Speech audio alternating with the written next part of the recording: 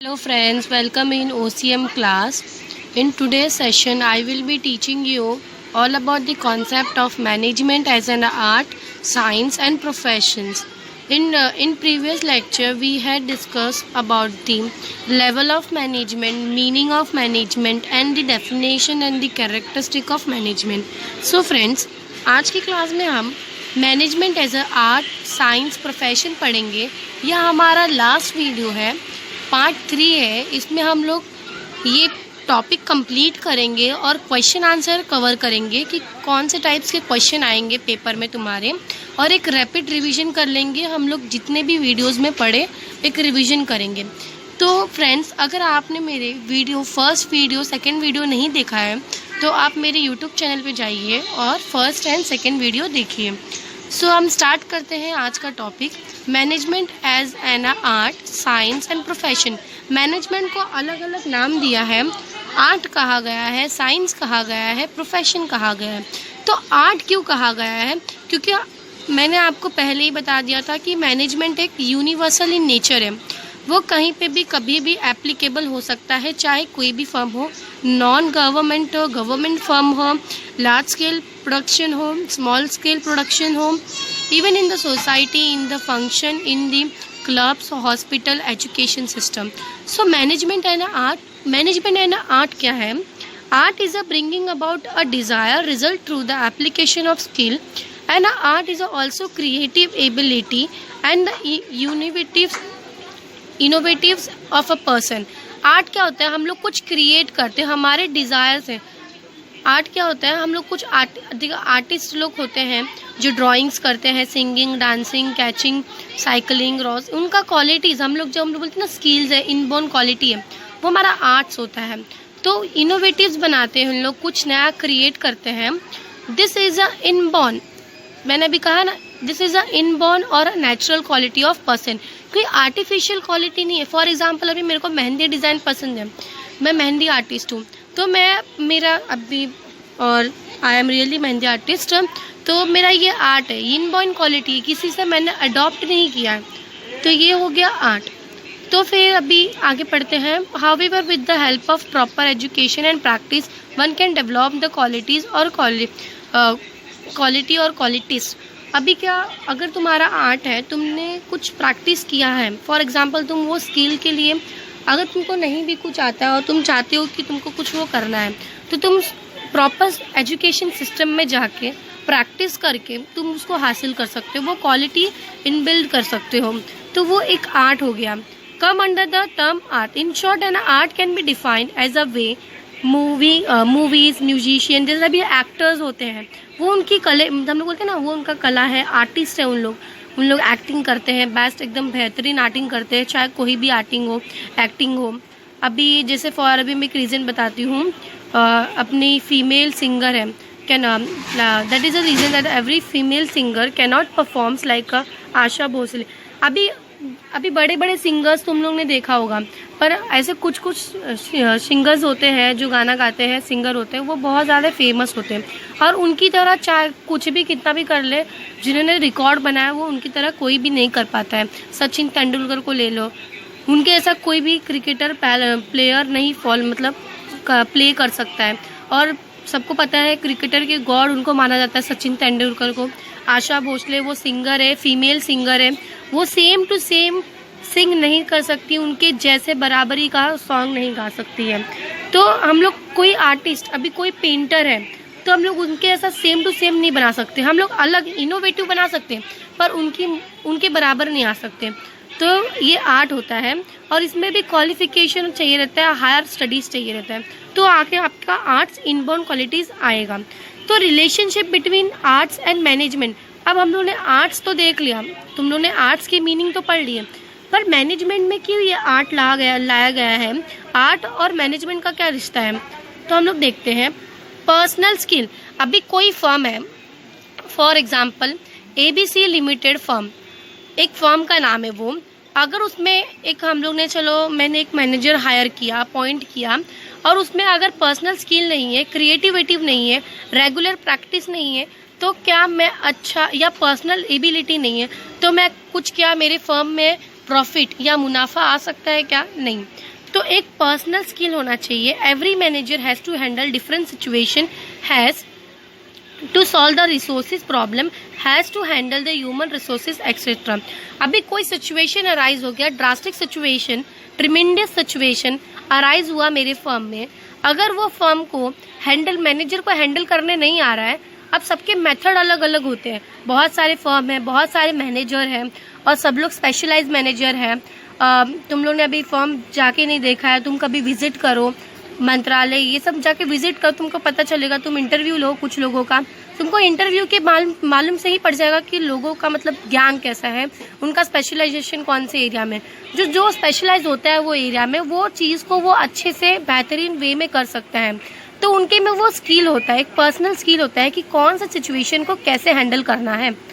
तो क्रिएटिविटी, अभी क्रिएटिविटी क्या होता है? It refers to ability to find the new ideas on one who to create something innovative. अब मैनेजर को अगर अभी कोई प्रॉब्लम आ गया और वो प्रॉब्लम कैसे जल्दी सॉल्व हो जाएगा, कौन से मेथड से, तो वो क्रिएट करते, खुद अपना आइडिया ओन क्रिएट करना, बिजनेस को न्यू आइडियाज इनबिल्ड करना, न्यू आइडियाज को लाना बिजनेस में, मार्केट को इन्फ्लुएंस करना, मार्केट को बढ़ाना, इंक्रीज करना, डिमांड, कंज्यूमर के क्या नीड्स है क्या नहीं है, हम लोग का कब मार्केट शट डाउन होता है। मैंने आपको पहले ही कहा, अगर बहुत अच्छा मार्केट होगा, अगर बहुत अच्छा बिजनेस होगा तो उनको पहले ही मालूम पड़ जाता है कि अभी फ्यूचर टाइम में कुछ तो ऐसा मतलब ड्रास्टिक सिचुएशन आएगा जिसकी वजह से हमारा लॉस एकर होने वाला है। अभी जैसे फॉर एग्जांपल जिसको पता था कि हाँ ये वायरस आ चुका है, अभी हम लोग कॉमन मैन है ना, तो हमको नहीं पता चलेगा, हम लोग को बाद में मालूम पड़ता है जब अवेयरनेस फैल जाता है तब। पर कुछ लोग को जो बड़े बड़े बिजनेसमैन होते हैं उनको हमारे जानने से पहले उनको पता चल जाता है कि क्या क्या होने वाला है, तो वो अपना सेटलमेंट पहले ही कर लेते हैं कि लॉस अगर हुआ इन केस तो हम लोग कहाँ से रिकवर करेंगे, कहाँ से हम लोग सेट ऑफ करेंगे। हाँ भले प्रॉफिट नहीं होगा पर हम लोग का जितना भी है हम लोग सेट ऑफ तो कर लेंगे, रिकवर तो कर लेंगे। तो कुछ लोगों को पता चल जाता है। अभी डीमोनेटाइजेशन हुआ था तो बड़े बड़े जिसके पास पैसे थे उनको तो पता चल गया था ना, हम कॉमन लोगों को नहीं पता चला था, कुछ लोग को नहीं पता चला था, कुछ क्या 95% को नहीं पता था, बहुत कम लोग को पता था कि हाँ डीमोनेटाइजेशन होने वाला है। ये फैक्ट है, ये न्यूज़ में या कहीं नहीं बताएगा, पर कुछ लोग को पता चल जाता है कि क्या नेचर में होना वाला है या क्या इकोनॉमिक या स्टेबिलिटी ये पॉलिटिकल कंडीशन में होगा। अब पॉलिटिकल कंडीशन में पता चल गया तो हम लोग उसके हिसाब से अकॉर्डिंग से हम लोग वो काम करना चालू कर देंगे। और जो इसमें स्पेशलाइज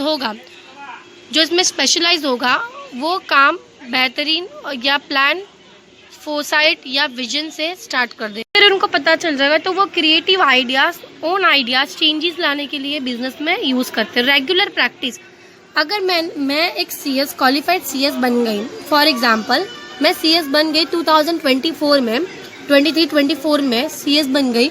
CS बनना एक चलो ठीक है, एक हायर स्टेप तो है ही, पर अगर मैं CS बनने के बाद कुछ प्रैक्टिस नहीं कर रही हूँ, प्रैक्टिस मतलब उस फील्ड में काम नहीं कर रही हूँ, अगर वो फील्ड में काम नहीं कर रही हूँ तो मेरे CS बनने का क्या मतलब। अब मेरे में कहाँ से एक्सपीरियंस आएगा? अगर मैं पढ़ा रही हूँ तो पढ़ाते पढ़ाते एक्सपीरियंस आएगा ना मुझे वो फील्ड में, तो मैं सबसे ज़्यादा उसको स्पेशलाइज कर सकती हूँ। तो प्रैक्टिस करना एक बहुत इम्पॉर्टेंस है मैनेजमेंट फील्ड में।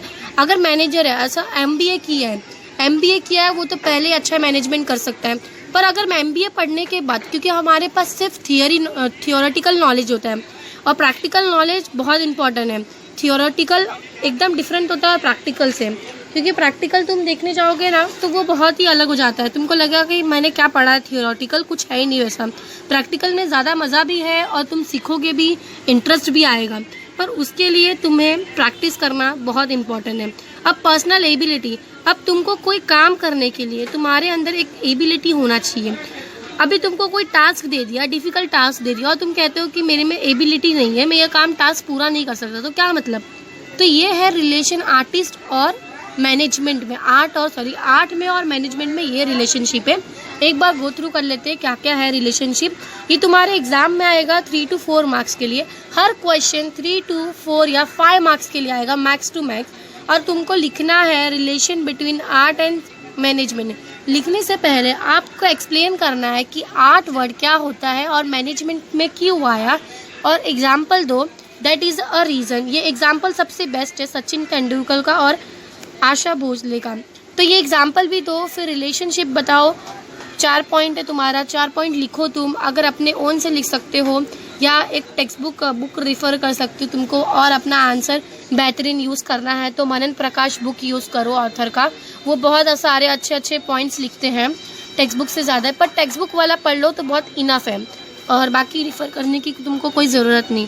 अब साइंस क्या होता है? Management as a science. Science refers to systematically organise body of knowledge based on proper finding and the exact principle as is applicable for verification and knowledge which is scientifically developed, and this consists of universal accept principle as a science. For example, physics, chemistry, etc. In the organization, manager need to use the various techniques and the theory to stimulate the people for quality output such the planning, motivation, direction, control. It is a universal giver as a result in a similar direction, therefore it is also termed as science. अब मैंने English में तो पढ़ डाला, अब कुछ लोग को समझा नहीं होगा तो मैं हिंदी पे आती हूँ, हिंदी में एक्सप्लेन करती हूँ, क्योंकि हिंदी में लोगों को ज़्यादा अच्छे से कॉन्सेप्चुअली समझ आता है। तो अब साइंस क्या है? अब हम लोग बोलते हैं कि साइंस ये है जो सिस्टमेटिकली ऑर्गेनाइज होता है नॉलेज के हिसाब से, एक्सपेरिमेंट के हिसाब से। जितना एक्सपेरिमेंट करेंगे उतना हमको नॉलेज मिलने वाला है। अगर प्रॉपर एक्सपेरिमेंट है, नॉलेज हमको उतना बराबर से सिस्टमेटिकली मिलने वाला है। और एक्सपेरिमेंट कौन से फील्ड में करना है? डायरेक्शन, कंट्रोल, मोटिवेशन, प्लानिंग में। और इसका टॉपिक कैसा है? जैसे हम लोग बोलते हैं ना, साइंस स्ट्रीम में हम लोग पढ़ते हैं फिजिक्स, केमिस्ट्री, तो बड़े बड़े रिसर्चर होते हैं जो रिसर्च करते हैं, उनका काम रिसर्च करना है। तो उन लोग रिसर्च करते हैं कि कौन से एरिया में, कौन से मार्केट में, कौन सा क्या प्रोडक्ट का क्या डिमांड है, प्रोडक्ट का डिमांड करना, कंज्यूमर को क्या नीड है। अभी तुमको पता है कि ऑनियन, मार्केट में ऑनियन कभी कभी उसके रेट बढ़ जाते हैं। मतलब ये नहीं है कि ऑनियन ख़त्म हो गया है मार्केट से, ऑनियन है, स्टॉक में है, वो पहले से ही जमा करके रख दिया और अफवाह फैला दिए कि अब ऑनियन ख़त्म हो चुका है तो हम लोग को कांदे के लिए अब हमारा रेट बढ़ जाता है। अब रेट बढ़ जाएगा तो मोनोपोली हो जाएगा, तो ऑफकोर्स मोनोपोली हो जाएगा तो कोई भी प्राइस बोलो, चाहे वो तुम 1000 रुपीज़ का दो तो लोग खरीदेंगे। और अगर मोनोपोली नहीं रहेगा, मार्केट में मोनोपोली नहीं रहा, तो अगर आप एक जगह 1000 रुपीज़ का, एक जगह पे 100 रुपीज़ का, तो 100 रुपीज़ वाले पे जाएंगे। पर अगर उन लोग ये एक मोनोपोली बनाने के लिए, मार्केट को इन्फ्लुएंस करने के लिए उन लोग कांदे का भाव बढ़ा देते हैं और बोल देते हैं कि कांदा ख़त्म हो चुका है, तो लोग ऑटोमेटिकली खरीदेंगे। और कुछ लोग तो एकदम भर के ले लेते हैं कि चलो, और एकदम कांदा का शॉर्टेज हो जाता है। तो ये नहीं होता कि कांदा नहीं है मार्केट में, होता है पर उसको स्टॉक कर लेते हैं। तो वैसे ही साइंस, उन लोग रिसर्च करते हैं कि क्या अब कौन सा सीजन में क्या हम लोग को प्रोडक्ट बेचना है। तुम देखते हो कोई दुकान में होता है कि हर सीजन का प्रोडक्ट आता है, चाहे वो क्रिसमस हो, दिवाली हो, होली हो, जो भी सिचुएशन बेस्ड होगा, फेस्टिवल बेस्ड होगा, वैसा हम लोग प्रोडक्ट। तो ये रिसर्च करने पे, साइंस, एक्सपेरिमेंट करो। अभी ये नहीं होता है कि कॉमर्स फील्ड पढ़ लिया तुम लोगों ने तो तुम एक अच्छा बिजनेस कर सकते हो। बिजनेस करने के लिए हमको सारे फील्ड चाहिए, चाहे वो आर्ट हो, साइंस हो, प्रोफेशन हो और तुम्हारा स्किल। हाँ, कॉमर्स का एक मार्केट को अंडरस्टैंड करने को, टैक्स प्लानिंग करने के लिए ये सब बहुत अच्छा कर सकता है।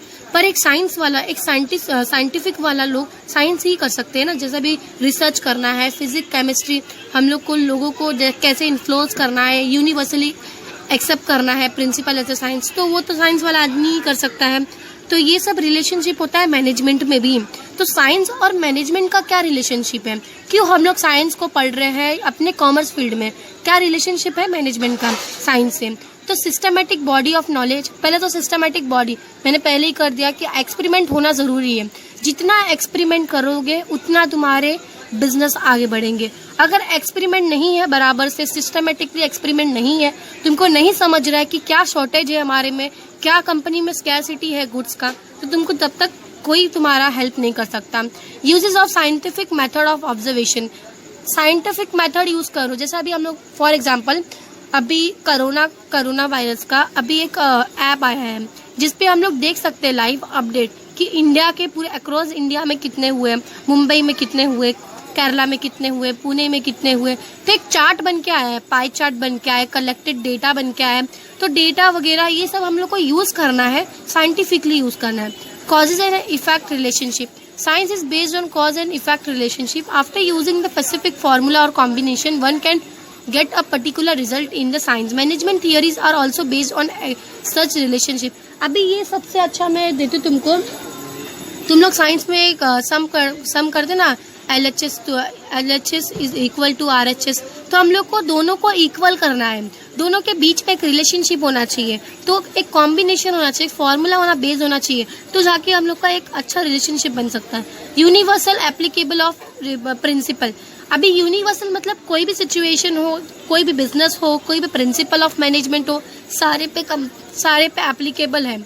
और however the management is not a pure science like a mathematics और chemistry in which result pure नहीं है लाइक अ मैथमेटिक्स और केमिस्ट्री के हिसाब से, पर वो एक्यूरेट नहीं। पर management consider the observation of human factors, so its social science is a which result can be observed in the same direction, moreover the qualitative in the nature। तो ये हो गया हमारा साइंस का कॉन्सेप्ट। हम लोग ने आर्ट पढ़ा, पहले हम लोग ने आर्ट पढ़ा, फिर हम लोग ने relation between the art and management पढ़ा, फिर हम लोग साइंस पढ़े, साइंस क्या होता है, फिर साइंस और मैनेजमेंट का क्या रिलेशनशिप है। अब पढ़ेंगे management as a profession. Profession क्या होता है, तुमको वो फील्ड में तुम लोग एकदम बेहतरीन, मतलब जैसे फॉर एग्जाम्पल क्वालिफाइड हो एकदम, तुमसे अच्छा कोई कर ही नहीं सकता है, तो स्पेशलाइजेशन होना चाहिए, स्पेशलाइज नॉलेज। जैसे फॉर एग्जांपल प्रोफेशनल कोर्स बहुत कम है, doctor, lawyer, chartered accountant, teachers और CA, IPS, ये सब क्वालिफिकेशन, ये प्रोफेशनल कोर्स है, जिसमें अगर सीधी सी बात है, प्रोफेशनल कोर्स बहुत टफ होता है, बट कुछ एरिया में ही प्रोफेशनल कोर्स इंसानों के पास होते हैं। For example MBA recognized by the society.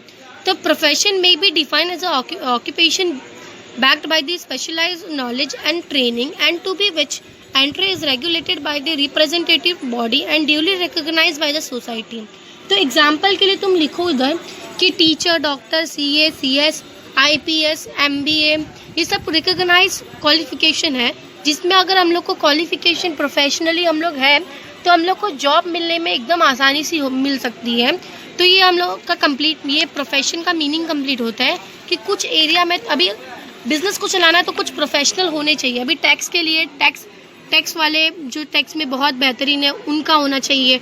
अभी CA, अभी बैलेंस शीट बनाना तो बैलेंस शीट वाले होने चाहिए, मतलब पूरे ईयर का बैलेंस शीट बनाना, ऑडिट बनाना तो ऑडिटर होने चाहिए, डायरेक्टर्स होने चाहिए। सबका एक, जैसे अभी बैंक चलाने के लिए एक बैंकर्स जो उनका क्वालिफिकेशन होता है वो स्पेशलाइज होना चाहिए, तो जाके हम लोग को एक्सपर्टाइज होनी चाहिए, तो हम लोग को एक हमारा अच्छे से फर्म चल सकता है, बिजनेस चल सकता है।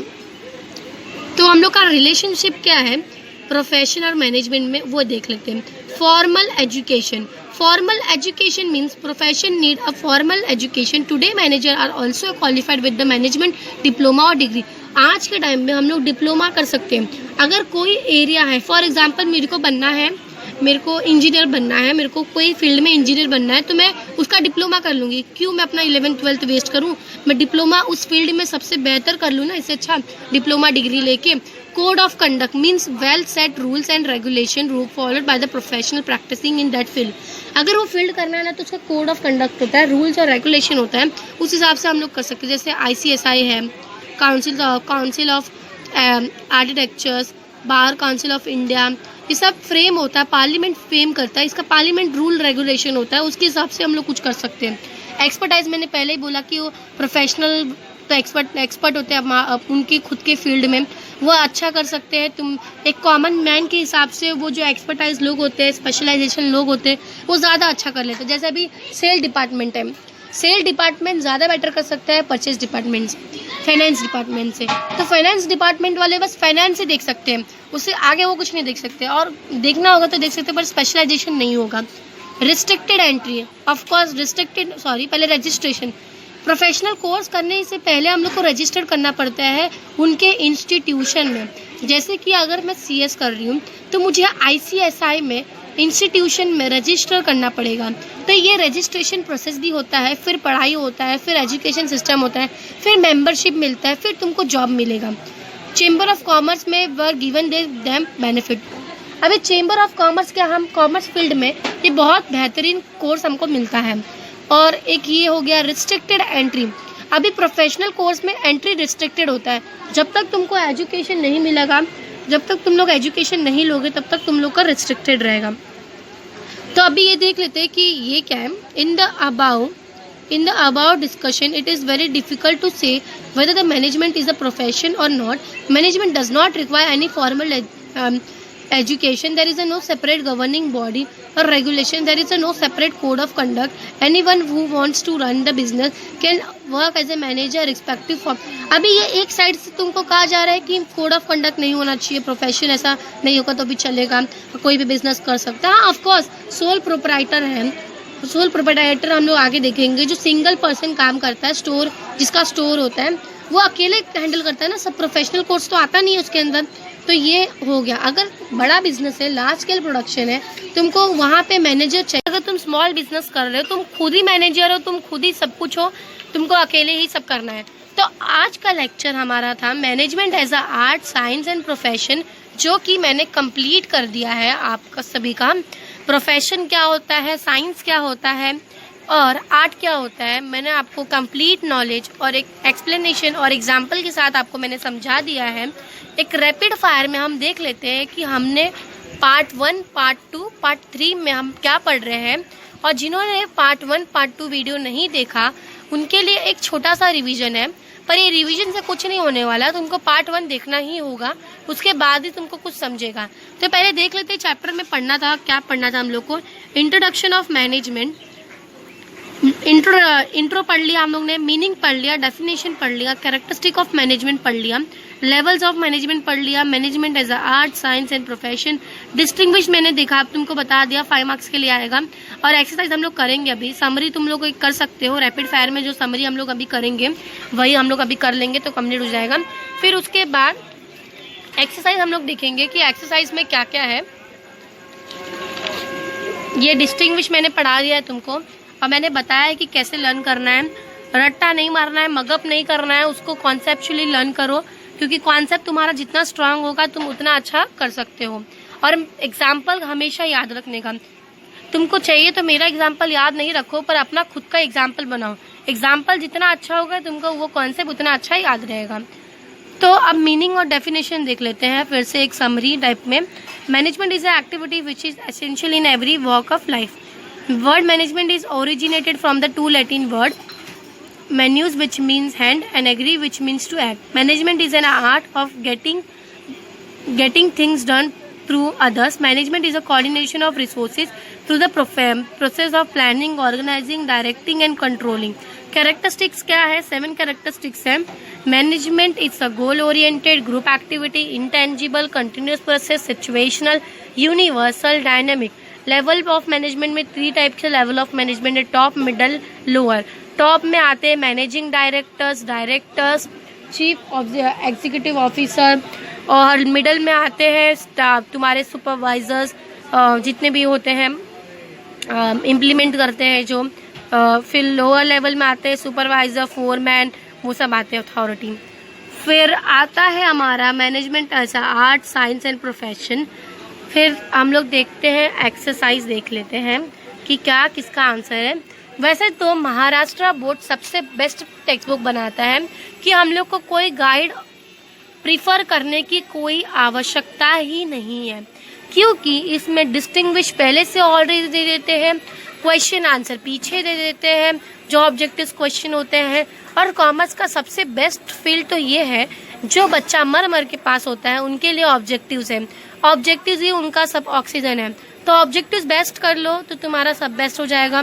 मैनेजमेंट इज अ डायनामिक, मैंने पढ़ाया था, मैनेजमेंट इज अ डायनामिक।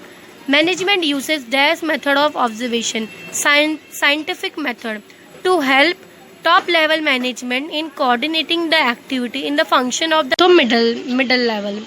तो ये हमारा 3rd फिलअप कंप्लीट होता है। 4th पे आते हैं हम लोग। To look after maintenance of machinery is a function of the dash level management, lower level management. Management is a dash oriented action to goal oriented action है, हमारा first characteristics है। तो याद रखो, तुम अगर चैप्टर पढ़ोगे तो तुमको फिलअप पढ़ने की कोई ज़रूरत नहीं है, तुम इजीली सब कर सकते हो। और तुमको मैं होमवर्क देती हूँ, मैच द कॉलम तुम्हारा होमवर्क है, गिव वन वर्ड तुम्हारा होमवर्क है, ट्रू और फॉल्स देख लो, और मैं फाइंड ऑड मैन आउट करा देती हूँ। Management is a Asian activity, true. Management is not the objectives oriented, false.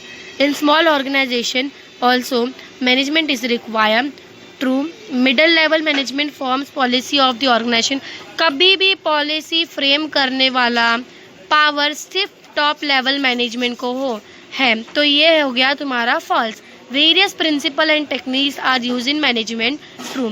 तो फाइंड ऑड मैन आउट देख लेते हैं। Management is art, science, commerce and profession. हमने 3 ही पढ़ा, कॉमर्स नहीं, तो ये तुम्हारा फाइंड ऑड मैन आउट है।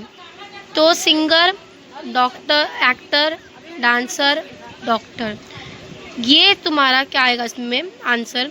अगर तुमको लगता है कि तुम्हारा आंसर रॉन्ग होता है तो तुमको सबसे बेस्ट टेक्निक बताती हूँ, तुम टिक मार्क कर लो पीछे, तुमको सारे आंसर्स दिए हैं, देख लो आंसर्स तुमको सारे दिए हैं, तो तुमको कोई एकदम इजीली तुम कर सकते हो। फिर भी तुमको मैं बता देती हूँ, सिंगर, एक्टर, डांसर, ये सारे फील्ड कौन से हैं, एंटरटेनमेंट फील्ड है, तो ये डॉक्टर आएगा। Doctor, chartered accountant, lawyer, singer, ये सारे क्वालिफिकेशन है, तो सिंगर आएगा। Lower level, middle level, top level, तो हायर लेवल आएगा। Board of director, president, purchase manager, chief of, सारे टॉप लेवल मैनेजमेंट के, सिर्फ परचेज मैनेजर आएगा। Departmental head, finance manager, production और सुपरवाइजर, तो सुपरवाइजर आएगा क्योंकि बाकी सब मिडल लेवल के। Supervisor, foreman, finance manager, officer, तो इसमें आएगा फाइनेंस मैनेजर क्योंकि ये मिडिल लेवल का है, बाकी सब लोअर लेवल के। ये कंप्लीट द सेंटेंस तुम्हारा होमवर्क है। फिर तुमको कंप्लीट करना है ये सिलेक्ट द करेक्ट अप्रोप्रिएट, फिर ये आंसर इन वन सेंटेंस है। Arrange in a proper order, proper order में हम लोग को अरेंज करना है। जैसे देखो फर्स्ट बता देती हूँ, टॉप लेवल मैनेजमेंट आएगा, फिर मिडिल लेवल, फिर आएगा लोअर लेवल, तो इसमें भी तुमको मैनेज करना है, फिर ये सब तुमको करना है। तो अंडरलाइन वर्ड को रीराइट करना है। The following sentence, correct the underline words and rewrite the following sentence, फिर से तुमको वो लिखना है। तो पहले करेक्ट करना है, उसके बाद तुमको लिखना है। तो ये तुम्हारा एक्सरसाइज हो गया है। और इसमें following term, top level management क्या है, तुमको पहले ही मैंने बता दिया कि कैसे क्वेश्चन पूछे जाएंगे एग्जाम में, तो तुमको क्वेश्चन आंसर करने का कोई ज़रूरत नहीं है। डिस्टिंग्विश देख लो, टॉप लेवल 3 है, सो वही है, 3 पढ़ लो तुम लोग साथ में, टॉप लेवल, मिडल और लोअर लेवल, तो तुम सब लिख सकते हो। अगर तुम लोग टेक्स्ट बुक के 4 पन्नों को लर्न कर लिया तो तुमको एक्सरसाइज करने की कोई ज़रूरत नहीं है। बस एक बार एग्जाम से पहले तुम देख लिया करो, क्योंकि एग्जाम के पहले तुम देख लोगे ना तुमको याद रहेगा। पर टेक्स्ट बुक बरोबर करो, टेक्स्ट बुक सबसे तुम्हारा भगवान ही टेक्स्ट बुक है। सो फ्रेंड्स, हमारे इस पार्ट में मैंने कंप्लीट कर दिया है इंट्रोडक्शन टू मैनेजमेंट, जो 8 चैप्टर है तुम्हारा क्लास 11th स्टैंडर्ड का। और हम लोग नेक्स्ट वीडियो लाएंगे सोल प्रोपराइटर्स, जितने भी पार्टनरशिप जो भी है बिजनेस सर्विस में, बाकी सब तुम्हारा चैप्टर्स हैं वो कंप्लीट करेंगे as soon as possible. So friends, thank you for watching my video. If you like my video, share my video with your friends and subscribe my channel for more update. And bye and Jai Hind.